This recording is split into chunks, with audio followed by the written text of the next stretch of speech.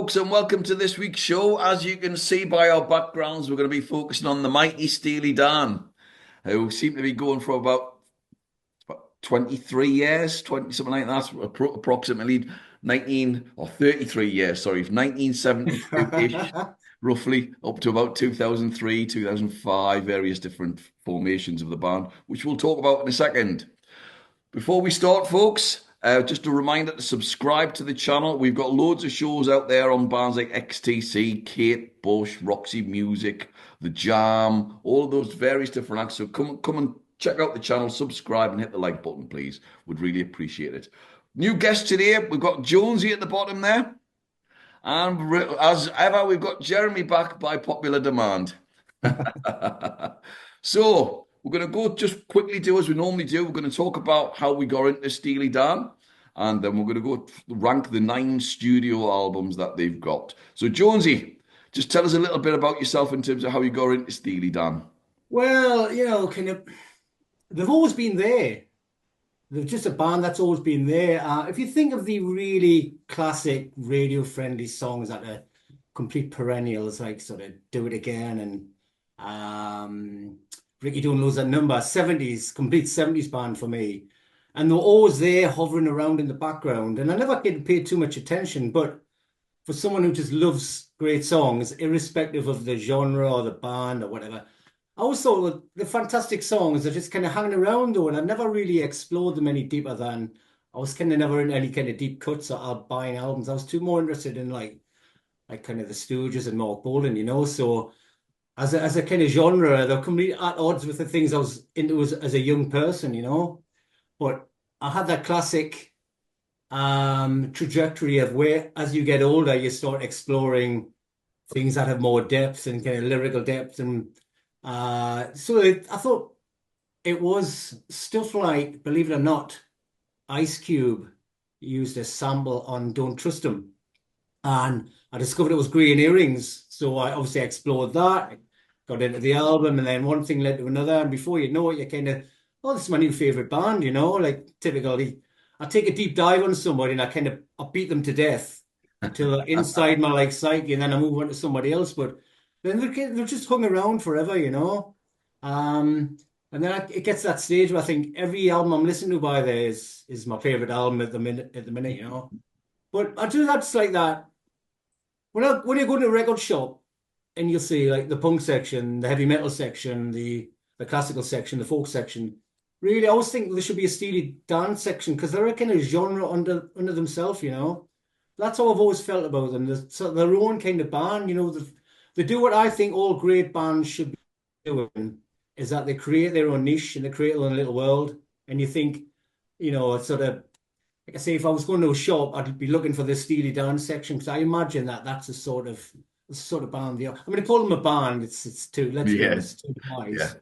And a cast of like 8,000 other revolving musicians. yeah. Good Yeah, stuff. it's been a slow burn, but they've kind of hovered around and they've never quite went away. So that's how I've kind of perceived them in the past. But I'm always one of these guys who like will say to some young whippersnapper, "What do you think of Steely Dan?" Oh, you get a kind of like glazed reaction, but occasionally I've had a nice incident recently whereby I went to see a great band from North Shields, who are a fantastic group of lads, all 18-year-olds. I'll mention them at a later date. I got chat to them afterwards and all absolutely mad Steely Dan fans. So I was like pleasantly surprised that kind of this young generation had picked up on them.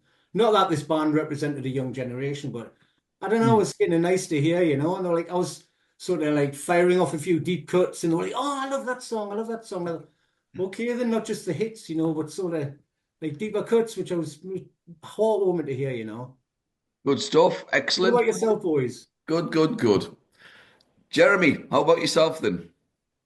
Well, I think my first real interest in them as an avid listener of the AM radio when I was a kid, starting at around the age of 7, was when Ricky Don't Lose That Number became a hit.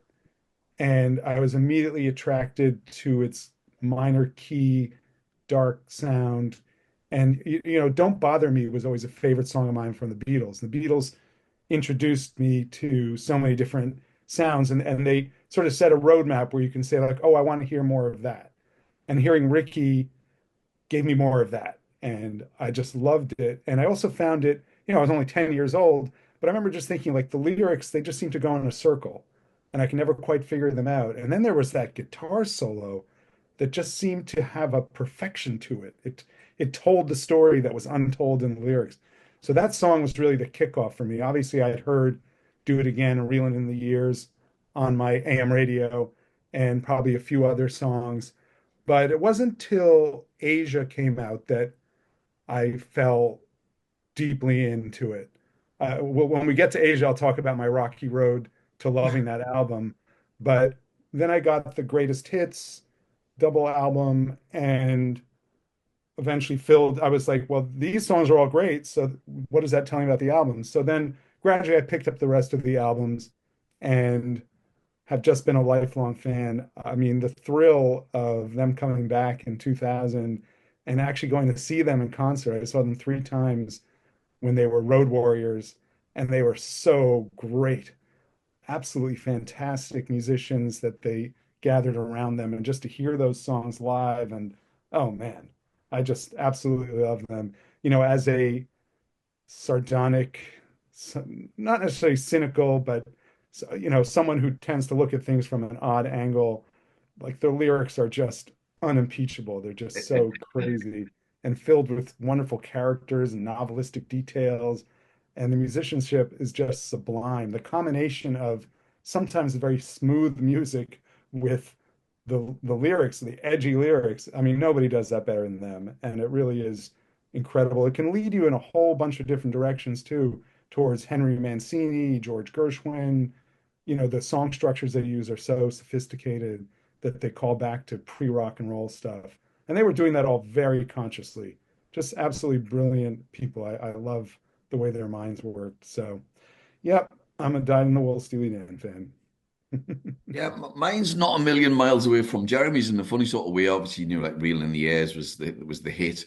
I remember watching. I think it was quite a long time ago. It was early 2000s. I think it was classic albums, and they did Aja, and I watched it and I really enjoyed the show. But also, I remember listening to an interview with Ian Dury once, and he talked about the Blockheads, and he wanted the Blockheads to be the British version of Steely Dan. And I thought, all right, okay, I can sort of see it. I mean, Yeah, musicianship wise, the Blockheads are the tightest band I've ever seen live, and I've Yeah, been they like had a over two and a slickness half to it. thousand gigs, but they were the tightest band I've ever seen. And so I absolutely get it. And I could see where he's come from, and obviously the humorous lyrics, of course. Jury's got all of that as well going on. Um, although he doesn't he's have a his big fan, was back he? catalogue, one great album and loads of other great tracks. But yeah, so I got into them through Ian Jury in some respects, and then tried again in Asia, struggled. Took a long time. The double greatest hits was the one that got me in, playing it regularly, and thinking, "Oh, that's cracking that!" Like, and then as you see, start investigating the albums, and that's basically I've got much later on in life. As a young punk kid, if you told us that I was going to listen to Steely Dan when I was grown up or an adult and quite older, I would have just laughed at you, because I just it just didn't seem wasn't my scene, if you like, it just didn't seem right. Certainly wasn't Yeah. the undertones, that was for sure.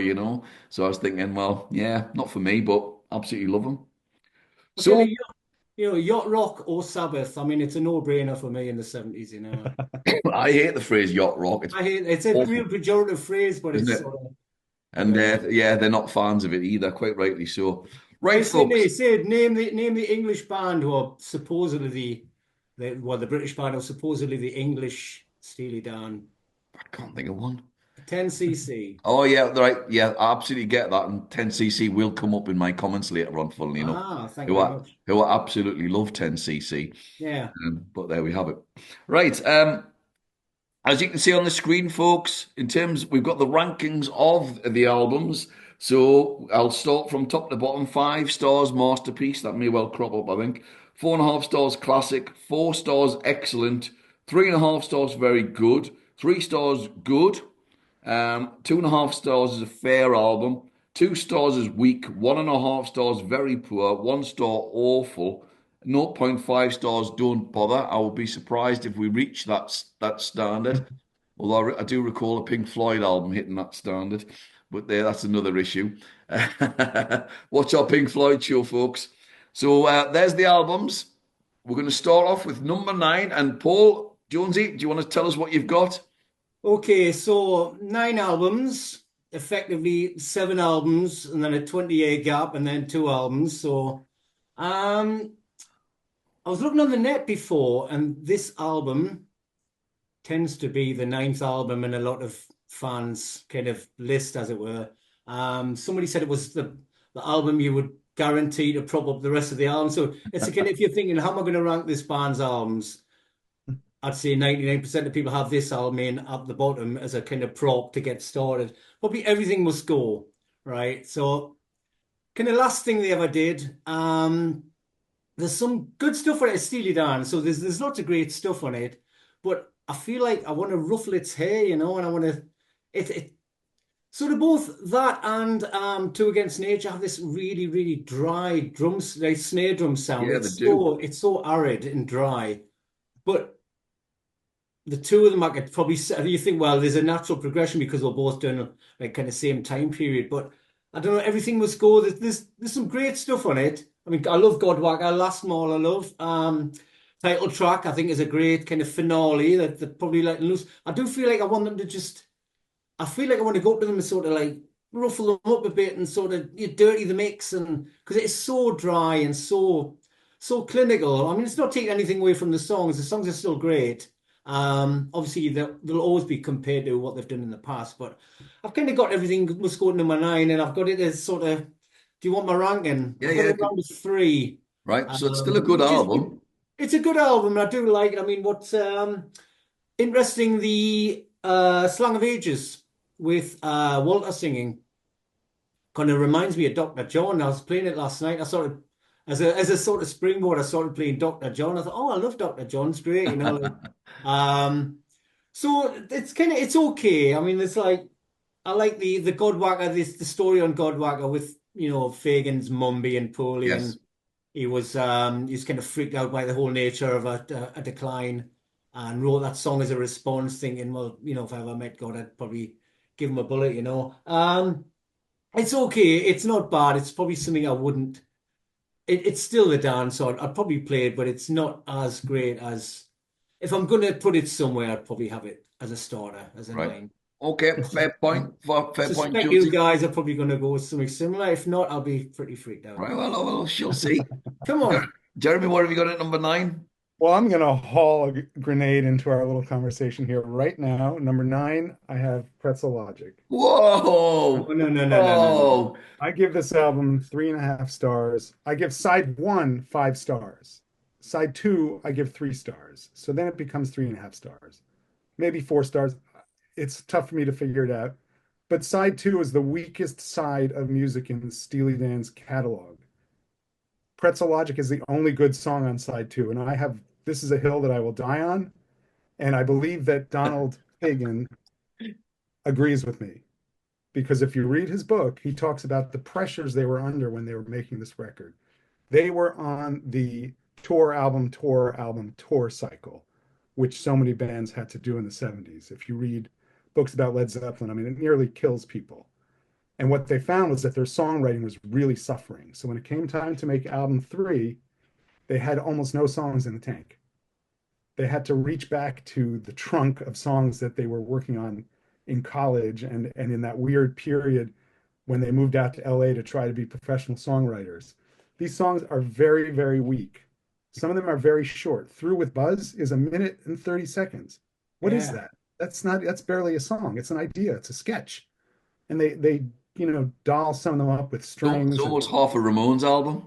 that's but it's just such a confusing album because side one is absolutely perfect. I mean, Ricky starts with Ricky with that, it wasn't until I got the album that I heard the intro with that underwater marimba sound. And then you get Night by Night, which seems to predict the Royal Great Scam. song. Great song. It's just an Yes. absolute astonishing song. Any Major Dude, just that warmth, that beautiful. Fantastic. No, I- Barrytown is just one of those so clever and just driving rhythm. And as we know that who's that author who created a whole series of books about Barrytown? Because they come up with these ideas that resonate with people who then go on to create more things. The only cover song in Steely Dan history, East St. Louis Toodaloo, they take on a Duke Ellington song. It's almost as if people were saying, "Hey, you should do a cover song," and they're like, "Okay, we'll cover a song," and they just do it perfectly Oh, with it's beautiful. It's a great Then song. then they write a song about him. they use the wah wah guitar to replace the Bubber Miley's, muted trumpet. It's just, the wah wah trumpet, and it's just absolutely, it's it's one of the greatest sides in American recorded history. Then you turn it over, and it's like, what is this garbage? Until you get to the title track, which is absolutely beautiful. So that's why I cannot rank it any higher than this, because if Pretzel Logic was on side one, if they squeezed that on side one, I would literally never play side two. Yeah. There's no point to those Oh, other I came here to find five some. I came songs. here to find some Five friends. This is not songs. good. Anyway, so that's my opinion. Obviously, I love the album to death. I love Steely Dan, and yeah, it's got this, goofy inside. Love the But cover. so yeah, that's my number nine, Pretzel Logic. Three Did and a that half guy stars, Jeremy. Yeah. did that guy in the cover ever get paid for the photograph? Do you think? I don't know. Probably as much as the guy off the Led Zeppelin 4 cover. Yeah, Yeah, yeah. and there's It's But probably also the same guy, actually. well, that's because the guy who made the sign can't spell pretzels. He spells pretzels wrong. So I think the guy from Led Zeppelin 4 is the same guy on the cover of the Steely Dan album. Right, well, we've all got different number nines because I've gone with Two Against Nature, mhm. which somehow won Best Album of the Year in 2000, which I'm gonna have just to read these amazes songs me. instead. Yeah, it amazes me. It's not a bad album. I think it's a pretty fair album. Some really good tracks on it. I mean, some of the songs are really quite funny still. But Jonesy's dead right. The drum sound is really weak. I would describe Yeah, I don't know that. what they were thinking of. Yeah, I mean, there's some odd songs on, some great musicianship as ever. I mean, the sax solo on Jamie Runaway is brilliant, and there's a lot of themes. It's thematically just seems to be like an older man into like younger women. It's like a bizarre album. It's just Uh-huh. weird. Uh, I mean, this is just some really odd lyrics, a bit creepy at times, if I'm being perfectly honest. But I love some of the songs. I think Negative Girl's excellent. I really like West of Hollywood as well. But it's just, yeah, there's just something about it.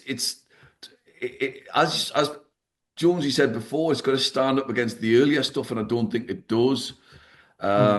I mean, as I say, there are some great songs on here, but yeah, some of it's just a bit run of the mill, and I just thought, oh, it's all right. It's not stuff probably not an album that I'd rush out and play in a rush again. I might try them again, but yeah, it's just it's nothing that really blows me away. So it's just an all right album. A bit disappointing as a comeback album for me, and I've given it 2.5 stars, which is fair. Really? Which is fair. It's not terrible. It's not. I don't think it's a good album. I don't think it's a bad album. I just think it's all right. And for Steely Dan to write an all right album, that's not right in my opinion. But there we have it. So that's my number nine. Jonesy, where have you got number eight then? Okay, I mean, only so much as I've got to have a number eight. I mean, I'd have them all as a kind of number one, to be honest. But if you've got to separate them, it's really, really fine margins. Um, if I think of like a greatest hits album, every album apart from Mevy's Everything Must Go has probably got a spawned a hit of some sort. Probably Countdown to Ecstasy. I've got it as a 4.5 on Oh, your right up reading. there. Whoa, he's flying up. Really? Yeah, Well, I mean, what's on it? I mean, Showbiz Kids, fantastic. I mean, anybody who's a big fan of the guy who played with Edgar Winter, there was a slide guitar player. yeah. He was in McCoy's. I forgot his name at the moment. The guy who played slide guitar, My Old School, a perennial classic. I'll absolutely love Pearl of the Quarter once again. Sid, Brilliant, and it's about we're gonna have falling to in love do with a hookah. we're gonna have to do a top 10 prostitute That's Rick songs, mate. Derringer, Rick Yes. Yeah. Derringer on guitar. Yeah. Yeah, Rick Dillinger, brilliant. I love Edgar Winter Band, fantastic. But we're gonna have to do a top 10 songs about prostitutes. I think Pearl of the Court has to be number one. Um, Showbiz kids, it's very cynical, meant to reference in their own t-shirts and stuff like that. My old school, I mean, I think my old school was one of those like useful idiot songs that they had where they think we'll get a few hooks, we'll hook people in and then we'll start showing them what we're really about. So, but I mean, how much of a perennial like nutmeg is my old school? And like Jeremy, American radio in the 70s, it was probably never off there. It was probably an absolute staple died if people probably couldn't think of anything else. Razor Boy, Boston Rag, great songs, but is that for the opening track? Absolutely. I imagine it's been a kind of platform for a jam where they could probably maybe just cut loose and extend it and run a few guitar solos live. But I've never seen them live, by the way. So, but if I was going to put something up there, I would probably have Countdown Ecstasy. And like I said, I've got it at a 4.5 on your. Yeah, well, that's brilliant. Yeah, I mean, wow, that's really going for it. It's So still a great album. I don't know if I'm dropping any bombs in, but I'd still love it as an album. It's a yeah, fantastic album, and I'd happily play it from start to finish without doing that thing where I think, right, it's kind of there's two songs to go, but I'm going to turn it off. yeah. I'd happily let it run. But I mean, there's some beautiful standout tracks on it. There's a couple of tracks on there that would probably make a greatest hits album. Yeah. But it's just a case of I've got to put it. So there's only 9 albums, and all of them are top draw for me. But if I have to put it in, I've got it in as an eight. Okay, well, that's fair enough. And at 4.5 stars, it's a borderline classic, so fair dues. I suspect there's going to be a fight somewhere along No, here. no, there might not be. Jeremy, what have you got at number eight? I have Two Against Nature. I still remember the moment. I didn't even know it was out. I went to visit my brother in his office, and he threw this on. I was like, and the first thing I said was, "They sound happier," and I kind of like the happy, the because Gaucho got pretty dark there. So just hearing the kind of spring in their step and the enthusiasm they brought to especially the lyric writing, I enjoyed it a great deal. And we get to hear some of those people who went on the road with them. John Harrington, although he doesn't play Great solos, guitarist. he doesn't play solos on here. And Keith Carlock, who was their drummer for many years, plays on one song. So they're starting to build that band that became so incredible for at least a decade. But I just think it's a great album. I mean, What a Shame About Me, the lyrics are just Oh, so funny. And I actually heard, I won't name names, but I heard a noted music journalist who was talking about this album because it's an anniversary, I guess it's 25 years of Two Against Nature. So people are talking about it in a retrospective way. And the song she picked to talk about was Cousin Dupree, but then she said we should ignore the lyrics really? uh, because they're distasteful, but that's kind of the point. It's Yeah. about they're creating it's a character study. It's not Donald Fagen saying he wants to sleep with his cousin. It's a character study of a person who is a total ne'er-do-well who ends up sleeping on his relative's couch and then gets interested in his teenage cousin. Yeah. This is what they do. These are The characters. great storytellers, aren't they? Exactly. It's Very hilarious. dark I tales. mean, you could see someone like Tom Robbins writing a whole book about this guy. So I just love that they went there. They never compromise their vision. They don't care what other people think. And after a while, of course, they did have to start dealing with people coming up to them on the street and saying, "You wrote that song about my sister," or you so because people see themselves in them. They're such vivid characters. I just think it's a very, very good album. I give it 4 stars. Yeah, I see what you're saying about the sound, but I just kind of dig it. It's just kind of got this groove all the way through. Unlike Pretzel Logic, it's very consistent. There's no song I want to skip Yeah. or turn off. I just really like listening to it. And it was I you know, maybe it's a little wacky that it won album of the year, but I actually liked seeing that. I thought it was great. It's like a worldwide celebration of the genius of Becker and Fagan. And I'm down for that any day of the week. They are great songwriters. So 4 stars. Well, I'm up to 3 stars with Everything Must Go, which came out in 2003 is the last album. I think there's some great songs. It starts off really bluesy and with a touch of soul. First couple, 2 or 3 tracks have really got that bluesy soul feel, like The Last Mile, which I think is really funny. It's the end of the world and people go shopping. Just like made me roll up. And when I first heard this album a while back there, I thought, oh, this is going to be a corker of an album. But I just think it's a little bit patchy at times. There are some great songs on it. Um, as I say, Godwacker's excellent. It's very, yeah, really good. I thought some were a bit weird. Blues Beach, strange. Um, but yeah, I just think I just think it's a fantastic. There's some really top stuff on it. I mean, Pixeline, I really like. I really like that song. I think Lunchtime with Gina, brilliant. And again, their lyrics are so ambiguous. I mean, is it about a relationship with a woman, or is it about a relationship with drugs? I wasn't sure. The keyboard solo is fantastic, but weird sounding. Um, Mm. yeah, I mean, Godwalker, he talks about his mother, and I think Jonesy mentioned that before. I thought there were some all right songs like Slang of Ages. I thought, What do you think of his voice, Sid, on Slap? it's changed, hasn't it? Yeah. Which is fair enough, of course. It's got to change over 25, 30 years. But yeah, I think it's a good album. I've given it 3 stars. I think I'm pretty happy to put it there as well as a good album. Definitely an album I'll play again. It's just a couple of tracks that I just didn't like, or they just didn't do much for me. I thought it was a bit. But there are some absolute corkers on it as well, absolute corkers. But as I say, it's about comparing them to the 70s era, and they hold up, they do hold up, but not in the same quality. They're not of the same quality for me. So 3 stars for that. Jonesy, what have you got at number 7? Number 7, as a kind of sideboard of what we're talking about, the thing how I imagine the Dan is like as a Trojan horse, right? And I think Jeremy, you alluded to it earlier. The thing of a Trojan horse, it's kind of not what you say. I love the juxtaposition of the dark underbelly lyrics and the happy-go-lucky kind of yacht rock pop, whatever they're doing at the time. So you've got this kind of contrast, and it's a great way to crowbar in some dark themes into the top 10, where people are thinking, "Oh, this is a happy-go-lucky song," but really deep down, then you start explaining it to someone, you think, "Did you know that was about X, Y, Z?" And they're like freaking out. I mean, I did read somebody on the net, somebody said they wish that Cousin Dupree was just an instrumental. I'm thinking, really?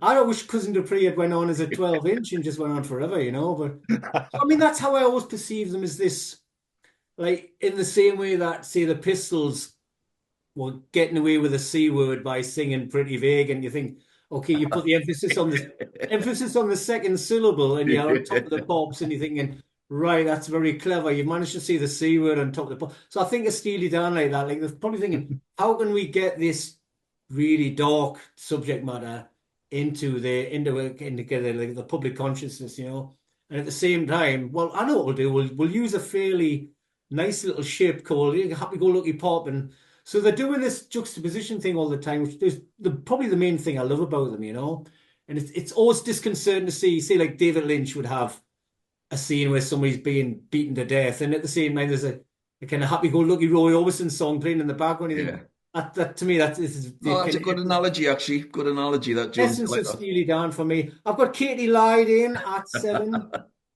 that. only because I have to kind of filter it out in some way. What are we looking at? Black Friday, great song. Bad Sneakers, I absolutely love.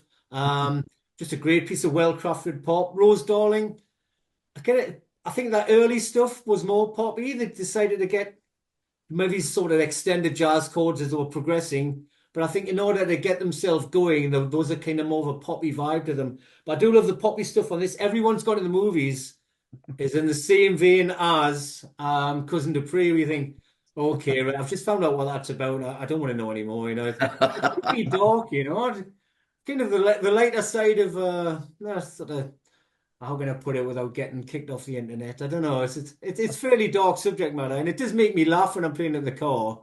I think, right, we don't know what this is about. I mean, bobbing for apples is fun. It's like, what are you trying to do? It's sort of like the child catcher join Steely Dan. It's, how can I write a song where I can hook some kids in? Well, like you say, Jeremy, it's about them having a narrative from a distance and writing about these dark characters. But the whole Steely Dan world is populated by these kind of nefarious dudes. They're either dirty old men, drug dealers, losers, and Yeah. there's not much of themselves in it. I think they are observing things from a distance.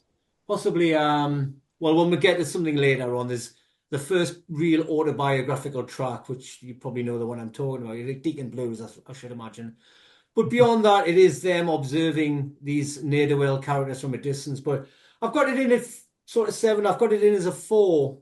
I don't know how that plays out on your metric there, A Sid. four, it's got to be a 4.5 if your last one was a 4.5. Four and a half. Okay, then you can up it into a four and a half because it is down. I love the chorus of Doctor Who is absolutely beautiful. It gets me every time, that kind of slow build up, but the chords and the harmony on Doctor Who is absolutely beautiful.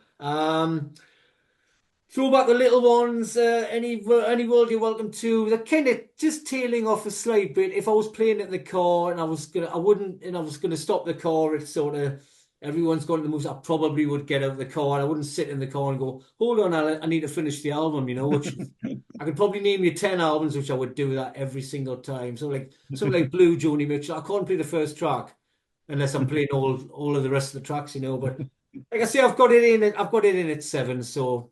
There's some great stuff on there, but I'd like to hear your guys' opinion actually. Okay, well, that's good. Good stuff there, Jonesy.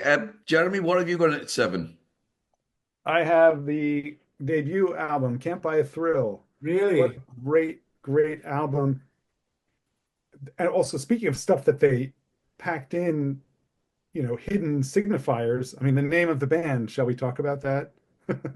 We Yeah, didn't talk William about that, Burroughs. which is the name of a dildo from a William S. Burroughs book. Why not? I mean, and they made that into a multi-million selling rock act. Can't Buy a Thrill, of course, is taken from a Bob Dylan song. So it's kind of these conflicting impulses in American. Well, although, Dylan and Burroughs are not completely conflicting, but they do draw on the American, underbelly, the American story. And, they're both great writers. And I think that Becker and Fagan were aspiring to be at the level of a Dylan or a Burroughs to just, have total freedom to write whatever they wanted to and put words together in new ways that would make you think. And, they're just the fact, I mean, that Well, they the came out artwork with this tells you that, album. doesn't it? Because the artwork What's looks that? the artwork tells you that, doesn't it? Because the artwork looks really happy in that, but it's actually a street full of hookers. Yes, exactly. So, but you don't And realize at first when you pick the album up. and it has these great liner notes on the end. It has been said many times and in many ways that what the world needs now is another rock and roll band. This could very well be the one of which the pundits spoke. I mean, they really are announcing themselves as who they are on this album. Obviously, almost every song on here is great, but I do think that Turn That Heartbeat Over Again and Brooklyn, they're both a little bit, they have this slightly mawkish quality, which I think is something when they're maybe trying too hard to be sincere. They it comes out a little mawkish because they're just, they're cynics and, lovable cynics, but they're not really gonna be able to be totally sincere. But the strongest songs on here are so great. I mean, just think about Do It Again. What other song sounded like that? It just has such a cool sound to it. And the, electric sitar solo, and it's just fantastic. Reeling in the Years is just one of the greatest pop songs of all time, one of the greatest rock songs of all time. Elliot Randall's guitar solo, Jimmy Page puts that Yeah, in his yeah, I was going to mention that. top 10 guitar solos of all time. And I always think he took a little note from it on In Through the Outdoor when he did some of that, a similar sound. So I absolutely love the sound. Fire in the Hole is a killer. Dirty Work, I mean, that is a really sophisticated lyric and song to put on the radio. I'll never forget my brother went to school. He had a minor in music, and for his final project, he had to put on a concert. So he decided he was going to show his talents as an arranger and a composer. But one of the songs he arranged was an instrumental big band version of Dirty Work. I'll never forget him sitting at the piano, note by note, transcribing the sax solo so he Hey, could get it in there. And it's such a great solo, right? Jerome Richardson on there. Yeah. Now, I mean, on the really early Steely Dan albums, one thing that's interesting is that they have their sort of Doug Yule figure, this David Palmer, who was a more conventional voice than Don Fagen's.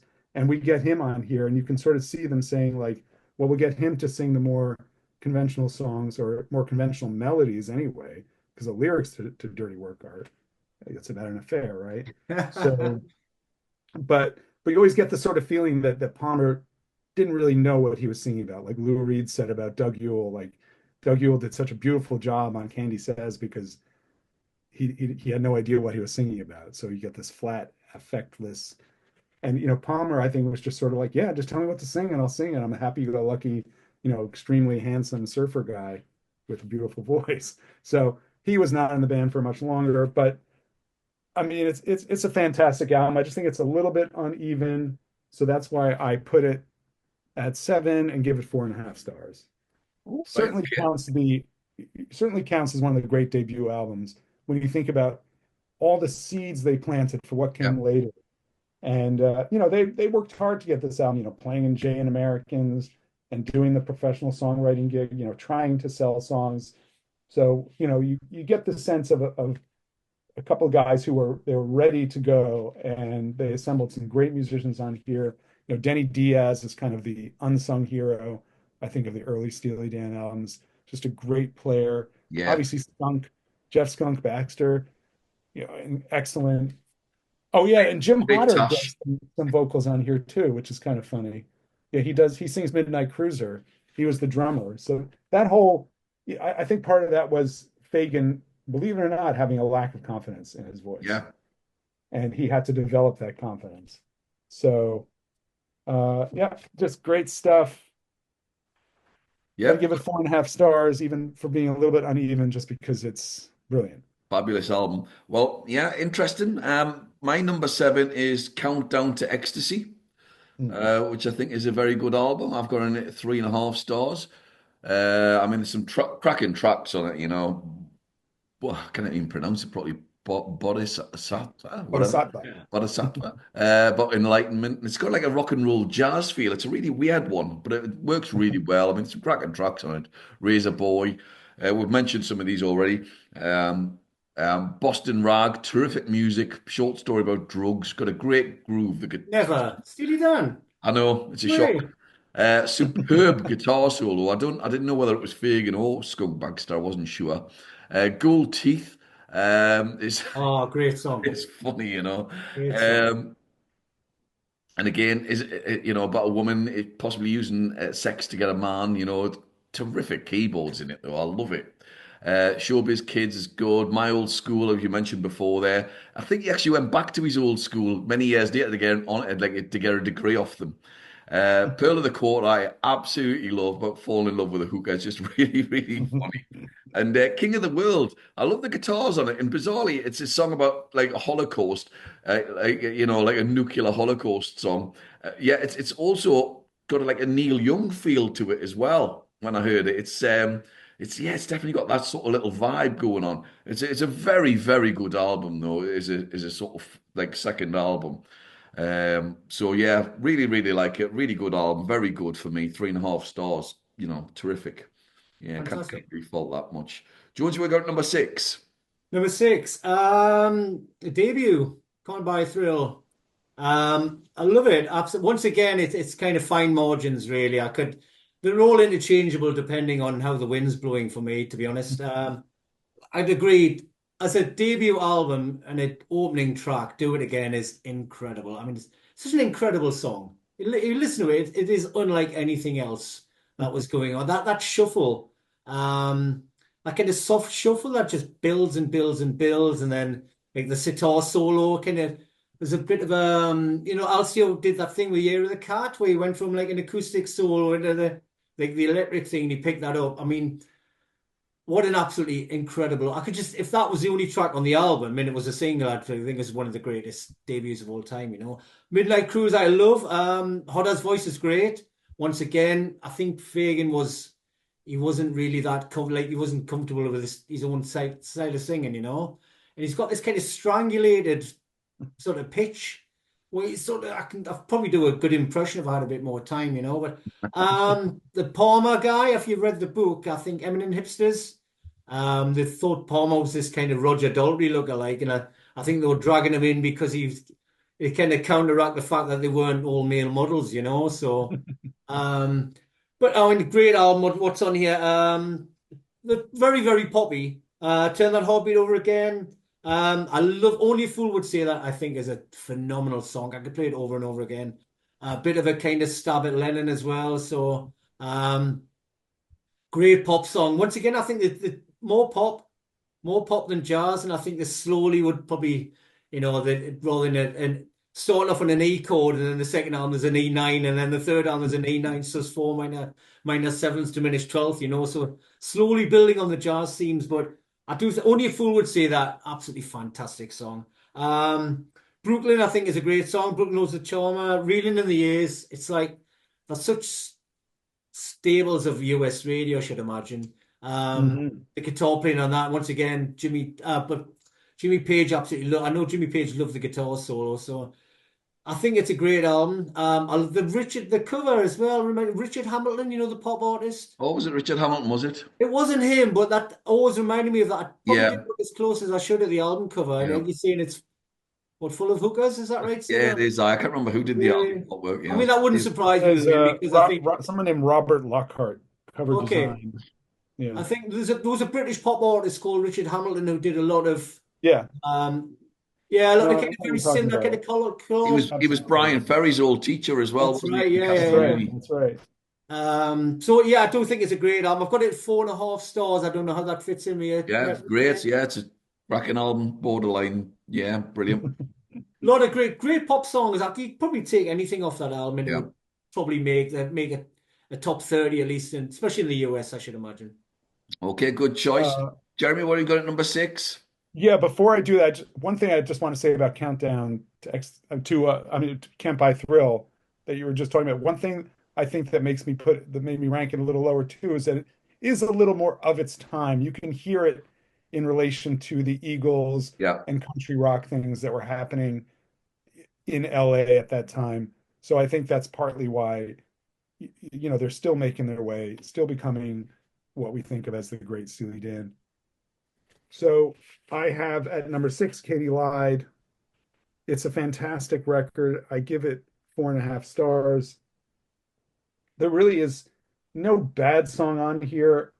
Rose Darling is like a little bit like I said in that mawkish vein, where are they trying to write an actual love song? I'm not sure, but it's not entirely convincing.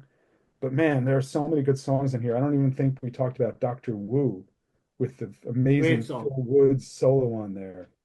And there's a yearning to it too, because unlike unlike the sincerity, when there's something out of reach for them, they really can create a great song about it. Black Friday, killer opener, bad sneakers, once again, lyrics that just make you think and wonder what the heck they're talking about. Daddy don't live in that New York City. I mean, I sing that song all the time, driving out to Hackensack. It's just those little details stick in your mind. Your Gold Teeth 2 with that extraordinary synthesizer opening, and then the way the rhythm changes, they go to there's that little drum roll. It's just so fascinating. It really, it intrigues you and makes you want to listen again to understand what they're doing musically. Chain Lightning, a blues song, really, but it's fun. And once again, it does feel a little bit apocalyptic. Any world that I'm welcome to, and throw back the little ones. I mean, some people said, these were I mean, any world is a little bit mawkish, but it's also got that yearning because they were outsiders in so many ways, and they're looking for their tribe, looking for their club, and that's what that song is about. Throw back the little ones. I remember somewhere people saying, "Oh, they went too far. It's too cynical." That doesn't bother me. You can't be too cynical. And on this album, you also start to get this is really the first. I mean, some of this is true on Pretzel Logic, but this is really when they're like, it's Becker and Fagan and whoever they want to play on the song. Yeah. So there's definitely a difference to the sound, but you still have, Denny Diaz, like I said, the unsung hero is on here, but you start hearing Michael McDonald's background vocals. he might be on Pretzel Logic a little bit. Jeff Porcaro, one of the great drummers of all time. So they start pulling in these different studio musicians to reach the sound that they're trying to get to. Absolutely great album. It's probably the last of theirs that had that warmth to it of the 70s. They started getting a little chillier after Katie lied. Love it. 4.5 stars at number 6. Well, my number 6 is also Katie Lied. It's a fabulous album. I've given it 4 stars. I think it's an excellent album. Black Fridays. I love the harmonies. People don't talk enough about the harmonies in Steely Oh Dan. yeah. Absolutely magnificent. They're right up there with anybody. Just Black Friday, great song, great start, terrific harmonies about catastrophe. Bad sneakers. Michael McDonald's voice just shines through that song for Yeah, me. it's lovely. It's great. Mhm. Superb, isn't it? Rose Darling. It's just a bizarre song. Yeah, great song though. Just weird. Daddy Don't Live in New York City has got a fantastic groove. The whole song's about a man who ran guns, drank a lot, and died in a car crash by the sounds of it. Yeah. But it's fantastic. Got a real proper good groove on it. Doctor Who is absolutely superb. About drugs, obviously. Yeah, big song. Sax Break by Phil Woods is class. I absolutely love it. Everyone's got the movies. I've just got, yeah, it's probably the weakest song on it for me. Your Gold Teeth, brilliant solo by Dennis Diaz. It's like a jazzy sort of solo. It's fantastic. Chain Lightning. It's a bit of a weird one, isn't it? When you do a bit of research on it, people arguing online saying it's about jazz. Some saying it's about attending a Nazi rally. It's like, well, but it is great. It's a great song, and any world great song. I mean, yeah, it's four. It's maybe 4.5 stars, but I'll give it 4. I'll play it safe. I feel a bit bad with some of my rankings on other shows, XTC in particular. I think I only give about 2, 3, 5 star albums. I'd probably give about 6 now, and if I was to redo it. So Yeah. yeah, but it's a fantastic album. It really is, really, really good. The band or the musicianship of all these countless musicians at this point now is just outstanding. I mean, they're really cooking on gas at this point on Katie Lied. So yeah, 4 stars for me to belter. Paul, what have you got at number 5? Number 5, I've got an album. I mean, I'm loving. As I'm getting through the list and coming to my peak. I'm just loving each one more and more and more. Gaucho, Yeah. Gaucho. Number 5. Once again, one of the absolute great opening tracks on any album. Anyway, I could just. Why there hasn't been a movie made of Babylon Sisters, I do not know. I mean, it doesn't get any darker than the guy who's basically trying to burn his bridges because he's up to absolutely no good. Incredible, absolutely incredible song. If they didn't do another song ever in their whole repertoire, they've done Babylon Sisters for me, which is so beautiful. I mean, the outro, apparently, I was reading that they did about 100,000 takes of that because they couldn't get the outro right. But I know they're perfectionists and they can be quite tiring to sort of try and wring every last drop out of your musician. Mark Knopfler famously played on somewhere 15 seconds of a guitar solo on Yeah. on, on this album. Third World Man is a closer, absolutely beautiful. It's got a real kind of melancholy, jaded feel about it. Apparently, I'm not sure if it's one of Joni Mitchell's favorite songs as well in terms of the guitar solo. The Mm. track Gaucho is I just find is absolutely incredible.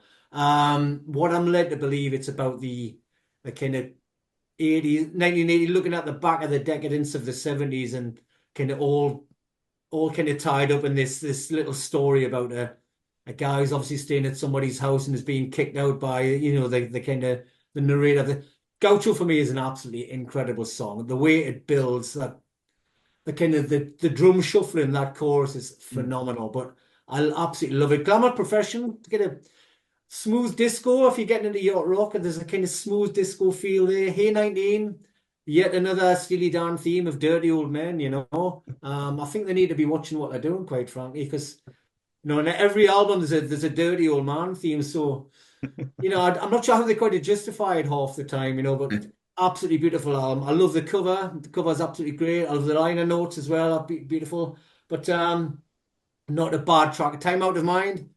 Another That's drugs, Steely Dan. Okay, I can understand that. Yet another kind of drug song, but not a bad track on the album. Something I would let flow straight away. It's really smooth as well.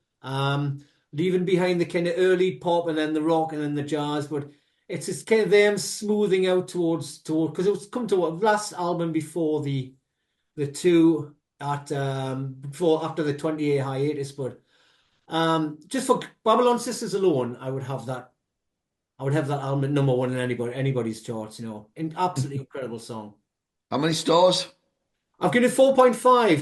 I just don't know who comes up with these things. Not the story, but the actual theme, the themes that they go through, absolutely beautiful. Great album, but I'm interested to hear what you guys think. No, no, great stuff. Jeremy, I'm waiting for us to kind of sink in together with one yeah, album. well, we'll see. Jeremy, what have you got at number five? Interesting, right? Number five, I have Everything Must Go, the last album. I give it 4.5 stars. This album has a special place in my heart for one reason, which is very unique. Until this album came out, my wife was a Steely Dan refusenik. She did not like them. They made her feel that she thought they were really just geeky, nerdy stuff and didn't like them when she was a kid, didn't like them, when we got together. But I remember listening to this album and that song, Things I Miss the Most. I was listening to it at my desk, and I think I might have even called her and said, "You have to hear this song. Great song. This song, this song will make you a Steely Dan fan. I'm sure of it." And I was completely right. She actually fell in love with the whole album, and I think it was partly just due to those lyrics that she was listening to them, the last mall, things I miss the most, everything must go. She was like, they're the voice of this generation right now. They were talking about stuff that was absolutely happening. But also then you think about the last mall and the COVID pandemic. Yeah, yeah. It's just, a little bit too on the nose. Everything must go. Probably at least once a year, I say, I move to dissolve the corporation in a pool of margaritas. It just gets no better. The lyric writing is just so great. And I think they actually loosened up a little bit on this one compared to Two Against Nature. Some of the soloing has real fire to it. There's like some things where there's like guitar and synth kind of duking it out. And, it's just a lot of fun. You feel like they still want everything to be perfect, but they're willing to let it out a little bit more. So I absolutely love it. Slang of Ages, initially I didn't like that because it has Walter Becker singing on it, and he has this very dry, almost speak singing voice, which I did not get. But this was the song that made me start to understand him, just after repeated listening to understand his approach, and it then led me back to his solo albums, which I actually like quite a bit. And the lyrics are just absolutely fantastic. Boom, she skipped dimensions. It's just fun stuff. Pixeline is brilliant. There was that show, Alias. I don't know if you watched it with Jennifer Garner. And when I listened to that Pixeline, I was like, oh, okay. Fagan's kicking back watching Alias too. Because she was a really, hot super spy. Uh, And Everything Must Go is just so great with that long intro.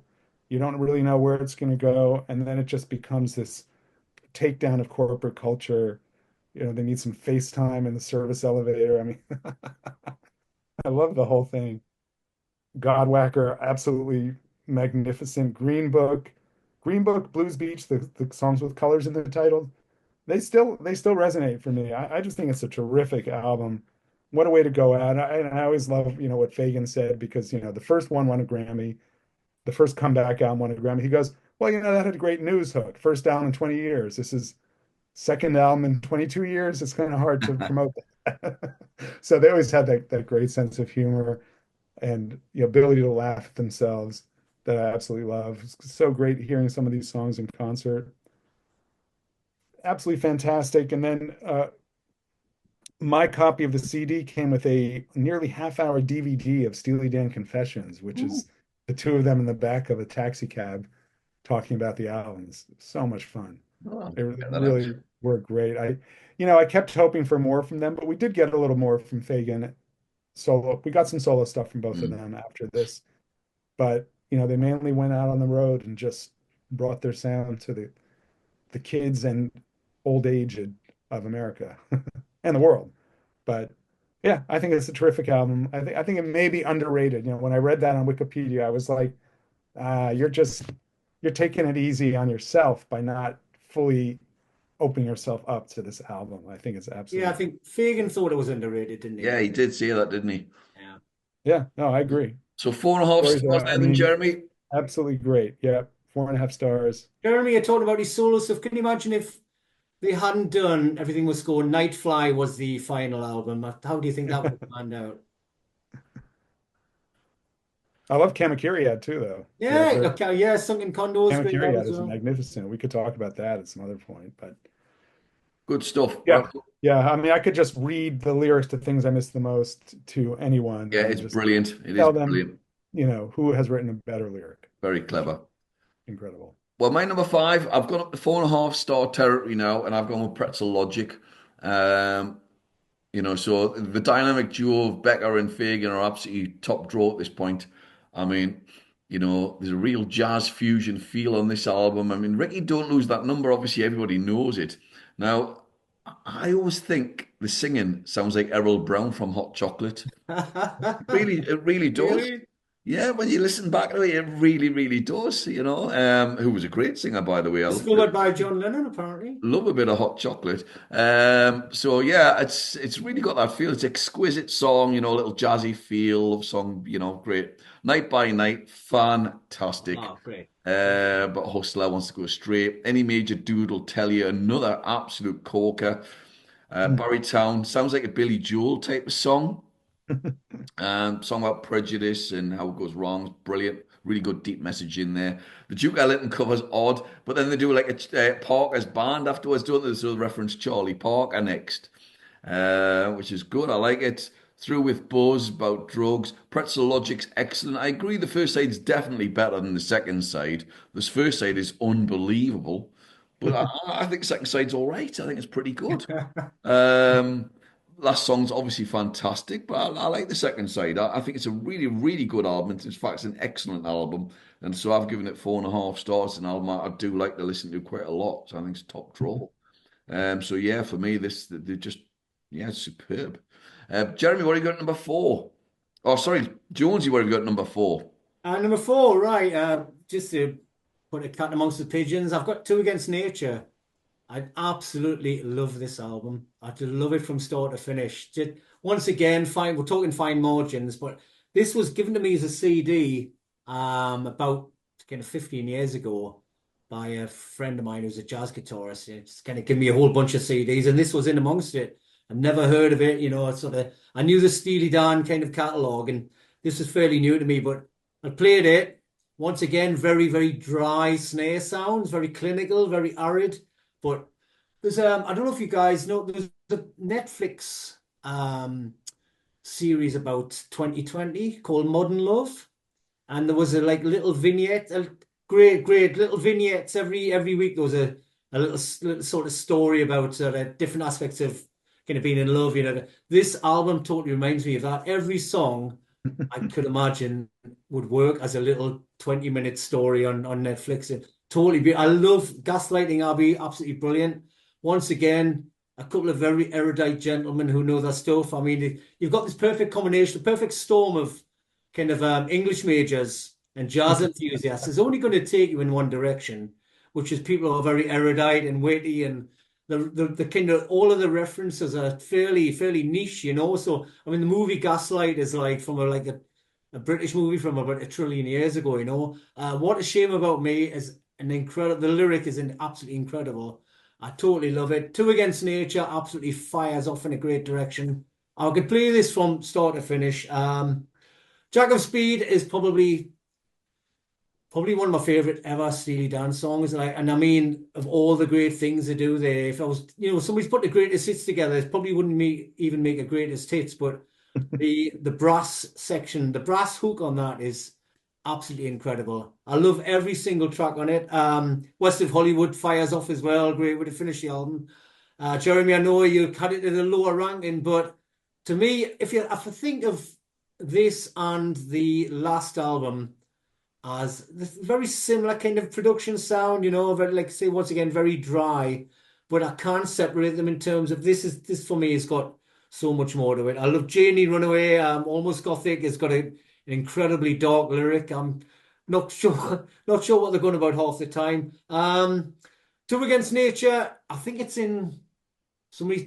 My son told me it's in 6/4. That whole beat, but absolutely fires off. I love every single thing about it. I could take any song in this album and I could make a little half hour documentary or half-hour little movie about the main protagonist in it. Absolutely Mm, brilliant. Cousin yeah. Dupree goes without saying that it's completely different. This is the great line about I was watching a wax of skis and I was reading the natural reading the National Probe, and it's sort of one of the greatest lines ever where he's saying, what exactly is it that turns you off? And he's sort of what about that skeevy look in your eye and the dreary architecture of your soul. I think is such I mean, who comes out with this stuff? It's a great lyricist, but I love every track. Absolutely love every track. I think because I'd I'd I'd gotten into it at a kind of different point. It's like somebody gave me it, and it had almost nothing to do with Steely Dan. I listened to it completely independently of the band. Just like, oh, who's this? Mm, Oh, Steely Dan, and I just played it, and I mm. ended up loving it to bits. But Yeah, uh, that's like I interesting. say, I've got it in as number four, and I don't really measure it against the rest of the albums. This could be any band for me, but totally love it. How many stars, Jonesy? I've given it a four, just because I've got Four to and a give it half something. Yeah. We're kind of getting up there. We're getting up there. So Right. But also think about one thing we didn't mention, Gaslighting Abby, it comes from the movie Gaslight, yeah, that's right. Yeah, which was made twice actually. There's a British version and an American version. They're both terrific. But now, how many times a week do you hear somebody talking about being gaslit, Gaslight. Yeah, yeah. yeah, yeah. It's kind of gaslighting, from we're constantly being gaslit by our own government here in America. I don't know about you guys, but Yeah, not a it million was miles. really this song to me that put it into common parlance. But yeah. I had seen Gaslight in the 80s at a revival house and absolutely thought it was magnificent, killer It's gonna movie. enter the lexicon now, But isn't it? they took that and they moved it into a whole different arena of not American, but of English language speech. Yeah. So not many bands can pull that kind of thing off. Jeremy? Have you seen the movie Amelie? Yes. Yeah, best gaslighting movie ever. Yeah. It's great. It's Intense. slowly turning somebody insane, but with some subtle manipulation of their surroundings. Yep. Right. Jeremy, what have you got at number four then? All right, I've got number four. I have Countdown to Ecstasy. I give this 5 stars. I think it's an absolutely perfect album. It is the best representation to me of the early Steely Dan, what we could think of as the early Steely Dan sound, where they're still sort of a band. Here they are on the back cover, looking like a band in the studio. There's probably a few extra players on here. Obviously, the backing vocalists. Victor Feldman is on here, Rick Derringer. It's just it's quite a leap, I think, from the first album. I also think that their editing skills. It's 8 songs. There's no filler on here. Bodhisattva is definitely an odd song with a strange lyrical approach. Absolutely love it. The Razor Boy, the Boston Rag, just so, so good.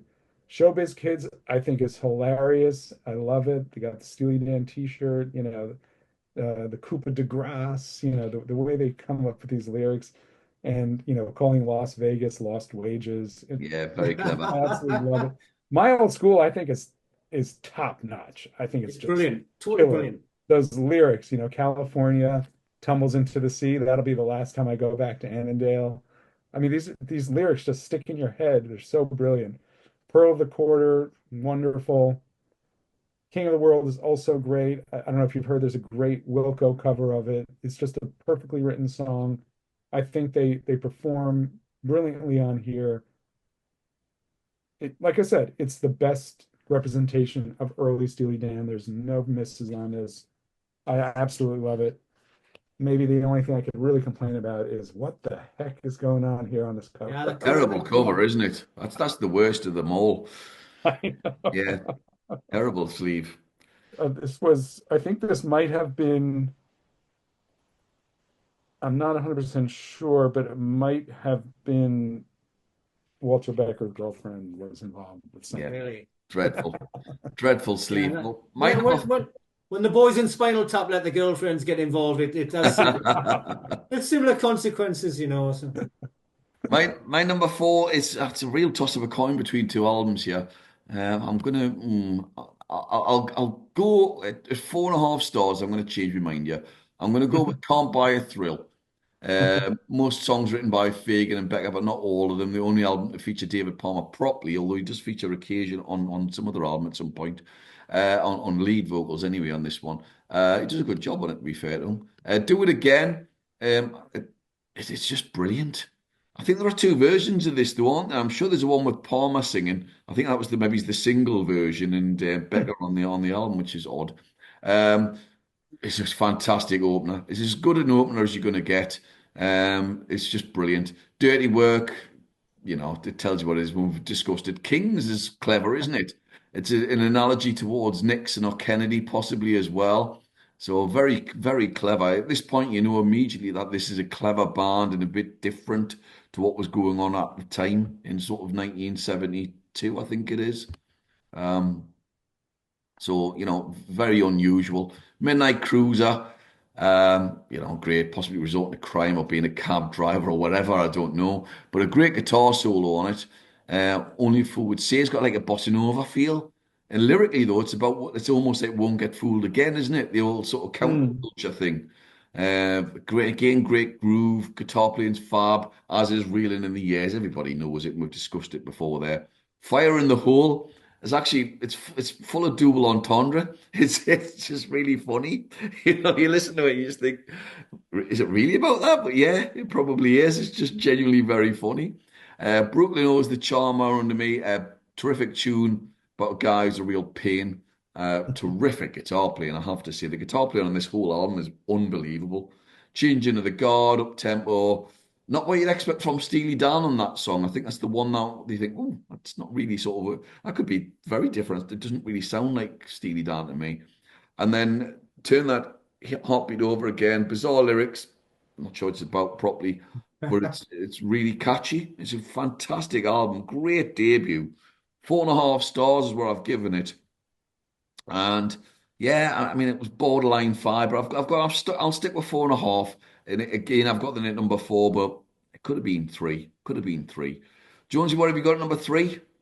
And number three, once again, it's probably not a single bad track in the film. I've got Royal Scam at number three. Um, let's go through Kid Charlemagne. Absolutely stunning. The guitar playing is probably the standard on YouTube. If you're measuring yourself against any guitar player, if you can pull off the guitar on Kid Charlemagne, you're probably a fairly decent guitarist. So whenever I see people doing the guitar solo, there'll be somebody who think, oh, okay, then they'll end up nailing it. I mean, Rick Beato's a great one. He'll take you through it step by step, and I think, right, okay, So I mean, the Fairs, I absolutely love the Fairs. I'm sure it's about. I'm not mistaken. I'm sure it's about condoms. I It should is, imagine. yes. Yeah, I mean, who gets a hit out of a song about a condom? Um, Green Earrings, like I say, Ice Cube. Ice Cube used it as a sample, and I absolutely love the album. I do like Ice Cube anyway. Don't Trust Him, I think was the track. But Green Earrings, I just wanted to go on for if it was a 12-inch disco remix, kind of 20 minutes long, I'd be more than happy because it's like tighter than a gnat's chuff. What an absolute amazing groove. Haitian Divorce. I mean, who comes up with this stuff? Who comes up with this stuff? I love the fact that in Haitian Divorce, the guitar outro at the end is basically continuing the narrative of the song. So the two protagonists, obviously, you know about their story, and then the guitar at the end, that kind of talk box, is basically saying, and this is what's happened afterwards. So really, really clever, like thoughtful, brilliant songcraft. Every song, I mean, everything you did, possibly for me, the weakest track on the album, if I was going to pick a weak track.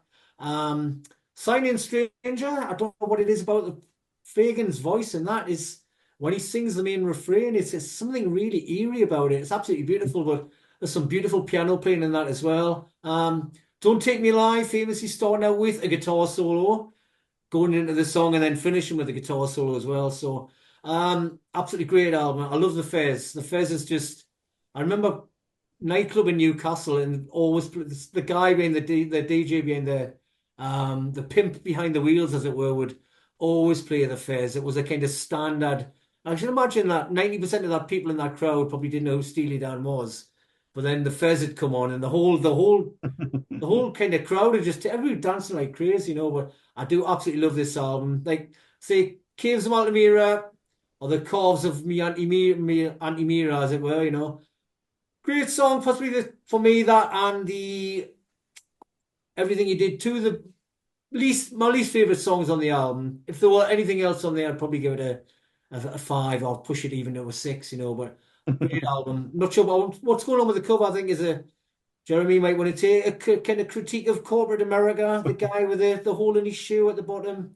I'm not sure what your take on that is, but I've given it a 4.5 in my Right. using your rating there, Sid. Yep, cool. Good stuff, Jonesy. Excellent choice. Jeremy, what have you got at number three? Well, I'm still in five-star territory, obviously. And when we Ah, get to the top here, it's a little like Pink Floyd, where it's kind of your mood. We're Yep. in five-star territory. What is your mood leading you to select as three, two, and one?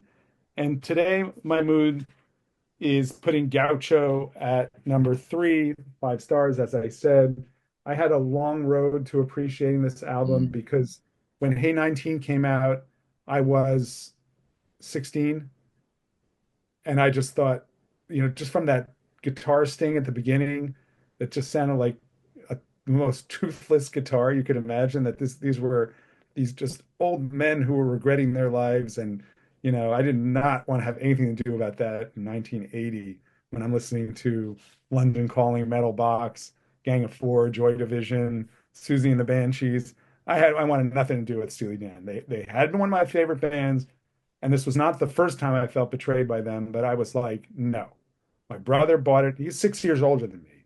So he absolutely loved it. And I was always playing it in his room. I was like, no freaking way. Then after I graduated college, been through some stuff. I was looking for a job, and my brother offered me the opportunity to paint his apartment for money. So I agreed to do that. And the first thing I did was I went over there. I wasn't painting the whole apartment, just part of it. But I thought, well, we need some music if you're going to be working. So I'm looking through his records, and I was like, okay. So this is about 1986 or so, 1987. I said, okay, it's time to reconfront Gaucho. What is the story with this record? I put it on.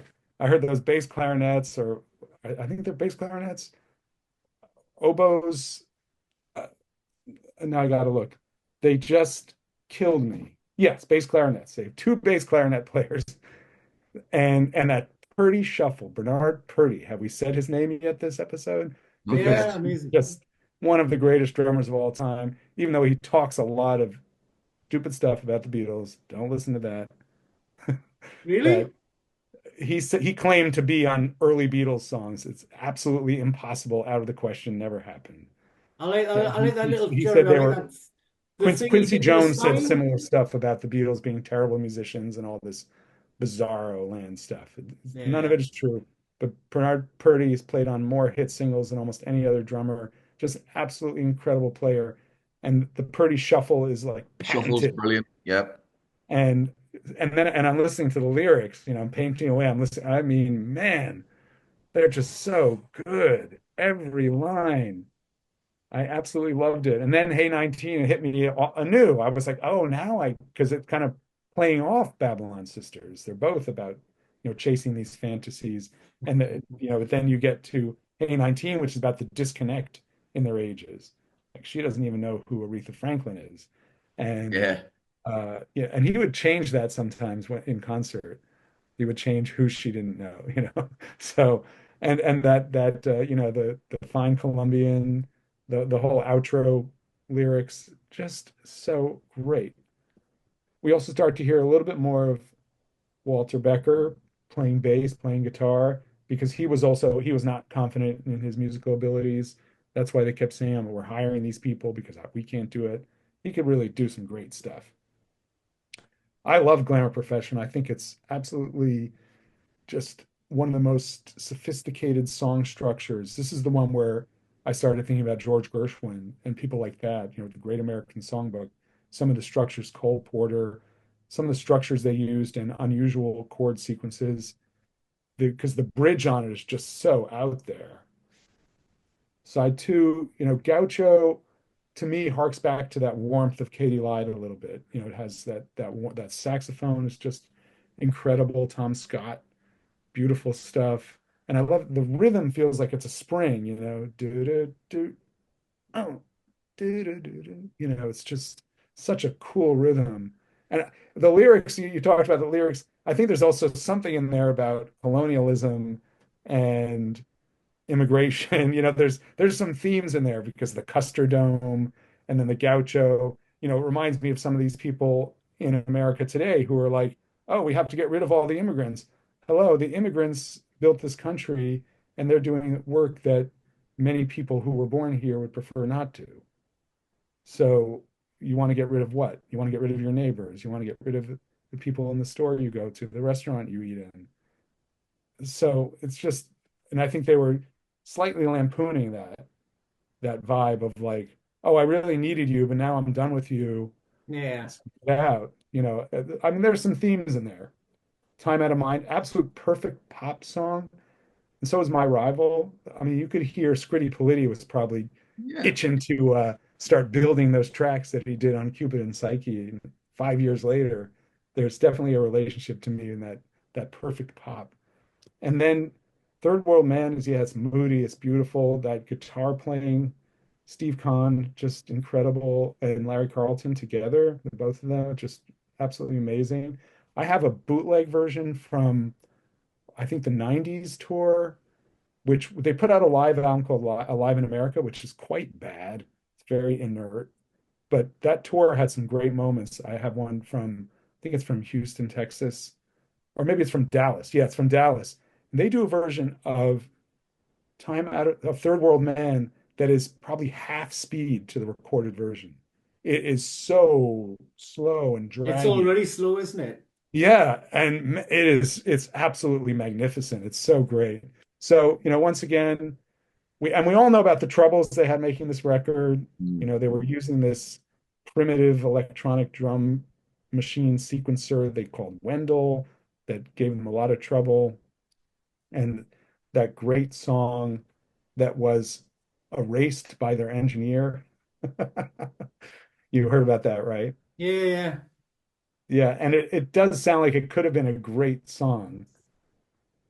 So, but considering all they went through to make this album, it really is just so great. It established a new level of slickness to sound, a new level of quality, I think. The second arrangement, that's the one that they lost, that they really were hoping to have on there. And it might have changed the album, might have made the album even better. You can hear some almost finished versions online. And the last thing I'll say is that I'm looking at the Wikipedia page and the reviews for this album, the range is just hilarious. Rolling Stone, for example, in their 1981 review, gave it 4.5 stars. In the album guide from 2004, they gave it 2 stars. I think that's just hilarious. Greg Kot, the great Greg Kot in the Chicago Tribune gave it 2 stars.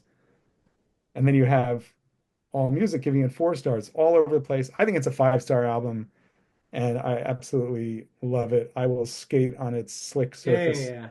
any day of the week. Are you the bodacious cowboy in question then? Right. I Well, think that might be my brother. it's a great choice because my number three is also Gaucho. I'm giving it 4.5 stars. I mean, the musicianship is mental on this. It's brilliant. I mean, if you look at the drummers, Steve Gadd, Bernard Purdy, Rick Moratta, Jeff Porcaro, my God, that's absolutely nuts. I mean, you've got, some of the greatest drummers of all time there, just rocking up on various tracks.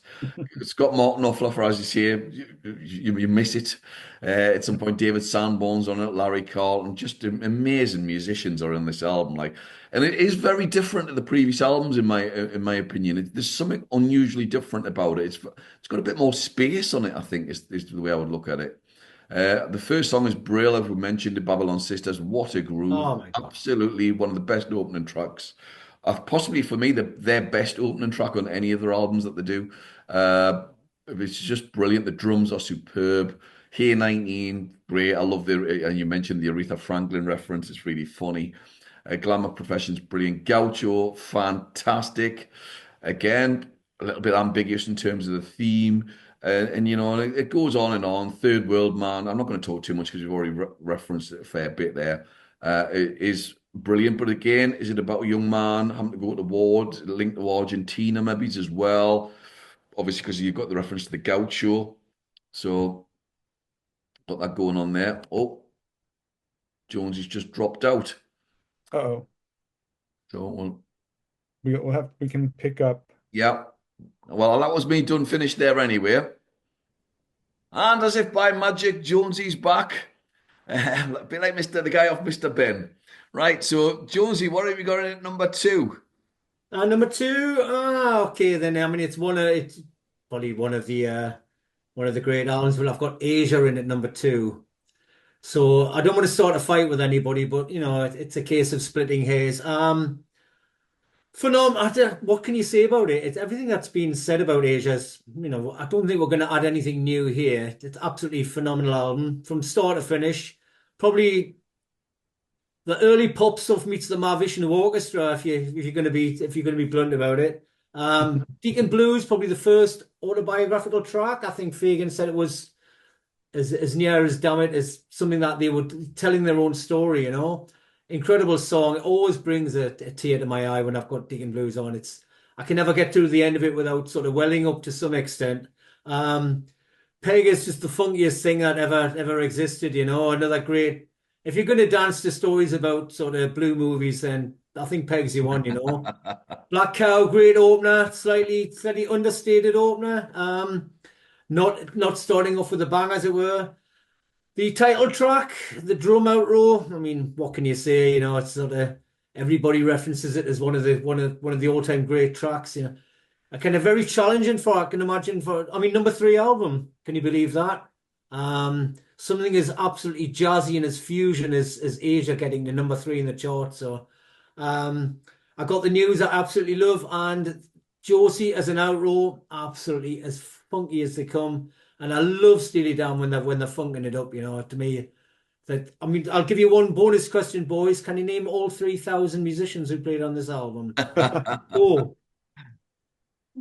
kind of follow it. There's not a weak track anyway, so No, I don't think I can add anything new to it. It's yeah. like So 5 stars, I'm assuming, Jonesy. I'm giving it a five. Yeah, Even I mean, if it's just Home at Last, I didn't mention. Home at Last is an incredible track. It's yeah, absolutely beautiful. Not a single weak track amongst yeah, it. yeah. Jeremy, how about yourself? What have you got in number two? Number two, I also have Asia. Wow. Just an absolutely incredible album. The funny story behind this one is that when I heard Deacon Blues, so this is 1977, I'm getting into punk, I'm getting into new wave. I'm also heavily into disco and funk and things like that. And I heard Deacon Blues, and I just thought, and I was a Steely Dan fan, but this was the first song of theirs that I heard where I was like, this is not for me. I don't understand it. And one of my best friends at the time felt the same way. We would talk about how bad it was, and how awkward the lyrics were, and we just didn't get it at all. So what happened was in 1978, they put Josie out as a single, and I heard that on the radio, and I was like, oh damn, that's a great song. What a The groove. What a groove. lyrics are so tough, and that like funky bridge, brilliant guitar playing from Walter Becker. Such a cool track. I just love that. Once again, we're back to that darkness, that dark minor key stuff. And the lyrics are slightly inscrutable, but everything they're hinting at is something you want to know more about. Like what is a battle apple and who is this Yeah. Joe? Eyes on fire. And it's just damn, I wanted more of that. So I did go out and buy the album.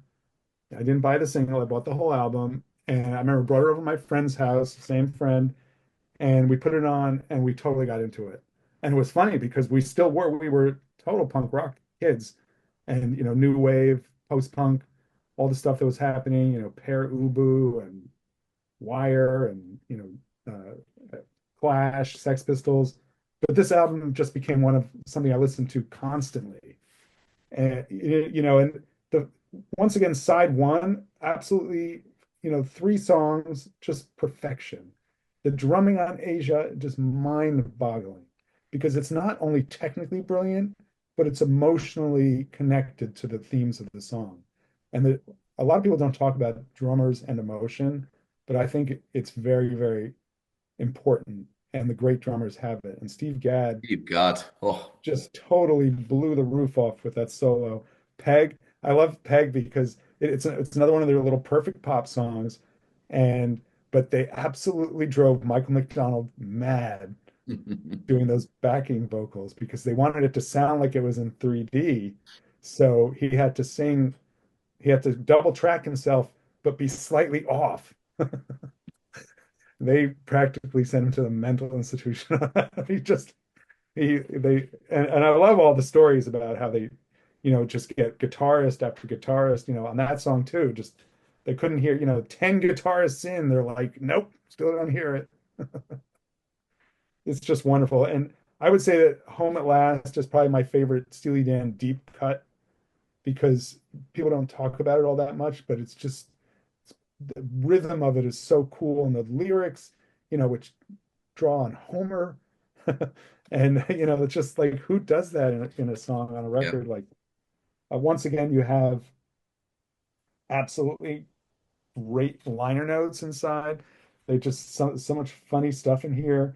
Black Cow is a catchy disco funk number that defies categorization. But Asia is a rather ambitious work in which a Latin tinged pop song is inexplicably expanded into some sort of sonata or suite. And we didn't even talk about Wayne Shorter. Yeah, yeah, yeah, His passed away sax solo recently. on that. I brilliant. mean, wow. That's got to be one of the greatest sax solos of all time. Yeah, it's brilliant. So yeah, I mean, I just think it's absolutely incredible. And I love that it's gotten so much acclaim over the years, seen as one of the greatest sounds of all time. I agree. Yeah, well, Five. my number two also is Asia and 5 stars. It's just brilliant. You've said all the points there. Black Cow, good opener, dead funky. What a groove. It almost sounds like a TV sort of TV show, it's type of show opener for me. Uh, Asia's brilliant. I mean, the guitar solo is great with Larry Carlton and Wayne Shorter's response to the sax is incredible. You've mentioned Deacon Blue, Peg, brilliant. Obviously sampled by De La Soul as well, of course. His dead famous riff. It's really, really cool. Home at Last. It's got like a reggae feel. Almost reminds me of 10cc did the following year with Dreadlock Holiday. It's got that sort of groove, and I love 10cc. I have to say that a bit like Steely Dan, one of them bands I got into much later on in life, and you appreciate their humor and sheer brilliance of their music. Um, Home at Last, it's got that sort of it's a quick, it's about Odysseus. It's superb. Got the news, brilliant. And of course, Josie's fantastic. It's got lots of meanings with regards to that song as well. So, what an album! And again, it's the first Dan album I actually got into. And I bought my mate it for his birthday a couple of years ago, and I don't think he liked it at first, and then he rang us back a couple of weeks later and goes, "Oh, what an album that is! It's incredible!" And I told you, it's just one of them. You've got to sort of really get into it, and it just grows on you. It's a fantastic album. So yeah, my number two, Asia. So Jonesy, what have you got at number one? Well, what's left? I was kind of shocked earlier on when you, wow, Pretzel Logic is my number one Right. album. Um, Once again, like as I've stated before, it's all fine margins. They're kind of all interchangeable. I think my favorite Steely Dan album is the one, whatever I'm listening to at the time, you know. But I absolutely love Pretzel Logic. You were talking about sort of side one, side two. I've never really heard it as a side one. I just normally hear it on CD, and I just tend to play the whole thing, you know. Ricky, absolutely incredible opener. Night by Night. If I was in a band, I'd love to cover Night by Night because I think I could possibly give it a good kick in, you know. How Any Major Dude wasn't a bigger track. It's a phenomenal Yeah, piece of yeah, beautifully sliced, crafted pop, you know. Barrytown has got a Beatles feel. I know it's possibly about the Moonies, but I love Barrytown. I can imagine there's so many other bands I can imagine doing Barrytown as a cover. And I think, oh, that makes a lot of sense. East Street Louie Toodaloo, I think is a phenomenal track. I think it always reminds you a bit of it's one of those gateway tracks where like I think of say Steve Howe with Fragile. There was these little vignettes in between the big album cuts where you think, I want to go listen to some classical music, or we do some Mm. little like ragtime thing on the clap, and I think, oh, I want to go listen to some, some great finger like Chet Atkins or something like that. So Steve Howe was one of those guys who led me into other things, and I think listen to Mhm. like sort of East Street Louis Toulouse, one of those tracks. I think, oh, I know I want to go and listen to some Duke Ellington, but kind of reminds me of SpongeBob SquarePants at one point where the kind of steel guitar comes in. But I absolutely love the track. I always said if I had my own radio show, this would be my theme to start Right. off the radio show, in the way that kind of John Peel had to make Yeah, he quite had that the old blues track at the beginning. yeah, the old blues track. I think on it, I have to give it a Jeremy Charlie Freak. I think should be on the school curriculum as a piece of or genuinely as a something to study in terms of like their lyrical prowess is unmatched, I think. And for me, Charlie Freak. So I've read somebody thought it was a Christmas song, so it's got sleigh bells in. But what an absolutely incredibly poignant lyric. I mean, the guy who's like selling his possessions so he can, he can get some more junk to basically kill himself. It's absolutely incredible. It's done with such sensitivity as well. But my only one reservation, I probably got it as a five. Probably Monk in Your Soul, I probably wouldn't. I probably would. I'd probably bypass it. I think it's a piece of throwaway. I know you said Through with Buzz was like, a kind of like an afterthought, but you can tell me, Jeremy, is buzz an American term for drinking where you get a kick out of getting hammered? Is that You the can get a buzz right from yeah, drinking, that's where I can. So I'm imagining but I'm him not saying, sure if that's what they're singing yeah, about. I'm through with booze. Is like, listen, I'm done with all this kind of getting high and all this sort of stuff. But genuinely, I think this album for me is like it reminds me of not musically, but sheer Heart Attack. How every track was a different. You get a rock track, a Dixieland track, a sort of a little jazz number, a sort of little folk track. And for me, Pretzel Logic, every track. I mean, every track I would imagine for me is got a like a I could, apart from the last song, "Monkey in Your Soul," I could take it or leave it. But one of those albums where I could play from start to finish and think, okay, I'm going to sit in the car till it finishes because I'm not going to get out. But I do absolutely love it, and like I say, once again, fine margins. Um, Barrytown, I don't know why. I don't know why more people don't go and cover Barrytown. There's so many bands who kind of can't even write their own songs. I don't know why they don't just dig into Steely Dan and go, listen, there's this track here, Barrytown. I'm going to give it a try. I bet we can get a cover out of this. But one of my Hmm. favorite albums. Absolutely love it. Brilliant choice. Excellent. Jeremy, what have you got at number one then? Well, there's only one left, and it is The Royal Scam. Wow. This album just blows my mind in so many ways. The opening track, Kid Charlemagne, the lyrics just completely dissect a whole culture, a whole time, a whole generation in brilliant, vivid detail, and also funny details like, is there gas in the car? Yes, there's gas in the car, that whole bit. I just absolutely love the lyrics. Carlton's guitar is just astonishing. I remember the first time, actually, it was the second time I saw them live. There was a guy who just kept yelling for Kid Charlemagne, even though they were doing the whole Asia album and they were going to do a second set of other songs. So he finally got his wish, but he was completely out of his mind drunk, just yelling, Kid Charlemagne. Anyway, so I think John Harrington might have heard him because he almost outdid Carlton that night He's an at the incredible player. He's a great at the player. Beacon Theater. And it's a hard line to ride because you want to reference the original solo, which is so indelible, but you want to bring something of your own to Yes. it. Anyway, he had something great to work with. Kid Charlemagne, just absolutely amazing. Caves of Altamira, what a beautiful song. And the lyrics are so evocative. Don't Take Me Alive, absolutely awesome, hostage taking song. I always talk about the time I saw them at Roseland Ballroom and they started singing that song and the Becker and Fager at the front of the stage and uh they go into the chorus and everybody starts singing along and they were so shocked that people were singing along to this song, which is such a dark, tale, that they both just stepped back from the mics and let the audience take it. It was a beautiful moment where you felt like we're all in this together. We're all in the Steely Dan tribe, and they need us just as much as we need them. I absolutely love it. Science Stranger to me is just one of those songs I can listen to it 10 times in a row, not get sick of it. It's like a science fiction story. Victor, is it Victor Feldman who plays the piano on that?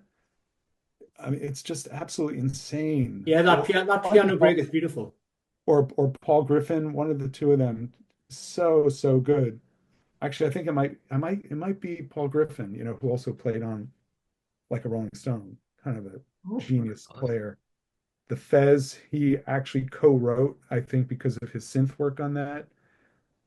Yeah, it's just, hilarious, kind of take on the disco sound, singing about condoms. Green Earrings, you look at the lyric sheet and it's just 2 words per line. I love that. Cold, daring, 1 word per line. Yeah. And then there's that wild soloing that goes on in there. It just kind of explodes into this sort of serpentine space. Haitian Divorce, one of the funniest songs ever written, and also just lyrically impossibly clever when he says, "Now we dolly back, we fade to black," Oh, it's turning the whole thing beautiful. into a movie, Absolutely amazing. right? So good. Semi Mojo, who's this kinky so and so? I mean, I'm I want, not I sure once, you could get away with that now, but I love it. I once read somewhere, Jeremy, somebody going up the line, she takes a taxi to the good motel, Bon Marché is for she. Who Yes. writes that? Who's going to As crowbar far that as you into a can song? tell. Lyrically so Oh savvy. man. Everything you did, yeah, I hear what you're saying about that, but over the years to me it's kind of settled into the rhythm of the side, to kind of cool things down a little bit. And it's this sort of family argument song, like couples arguing. And of course they have the great line, turn down the Eagles, Yeah. the neighbors are listening, and or turn up the Eagles, I guess. Turn Is up that the what- Eagles. And they Yeah. reciprocated And it then they with the have Timothy D. Schmidt singing background vocals from the Eagles. And then the Royal Scam is just, it's a little bit like Third World Man. It's kind of haunting, hints at some of those same themes. Like this is maybe when the gaucho comes to America. It's people seeking the American dream and getting totally screwed. And yeah, I think the cover represents that. That is the theme of the song, the theme of the Yeah. album in so many ways. It is dark, cynical. Like there are no love songs on this one, although Caves of Altamira is a little bit more human, I guess you could say.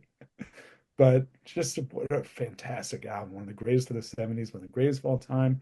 My number one Steely Dan album today, Yeah, well, if I my number one also is the Royal Scam. I think it's absolutely incredible. And you've mentioned all the things I would talk about, like Kid Charlemagne, brilliant, about LSD Dealer, brilliant Mhm. guitar, Caves Altamira, about sort of prehistoric sort of thing, isn't it? With great sax solo.